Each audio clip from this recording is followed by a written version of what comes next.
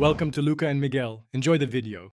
You start by confirming admin rights and a stable connection to the NetPatch Firewall. This ensures you can apply rules without interruption. Once logged in, export the existing configuration to a file to allow rollback if needed. Next, verify which interfaces are LAN and WAN and note the management IP so you won't lock yourself out. Now that basic validation is complete, proceed to the rule workspace and prepare your first policy object for immediate creation. You now build the rule set by creating reusable objects, address groups, service ports, and user roles to simplify later changes. Once objects exist, assemble a policy specifying source, destination, service, and the action, allow or deny, and attach logging so you can audit behavior.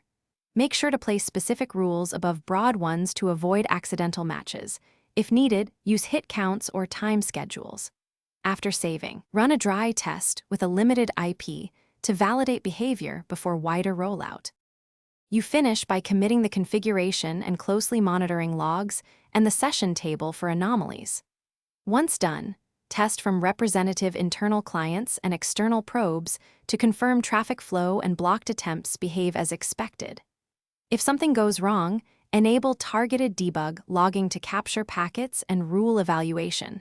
If that fails, revert to your exported backup and iterate. Make sure to document the change and schedule follow-up checks to confirm stability over the next. Thanks for watching and please subscribe. It's the best investment you'll ever make.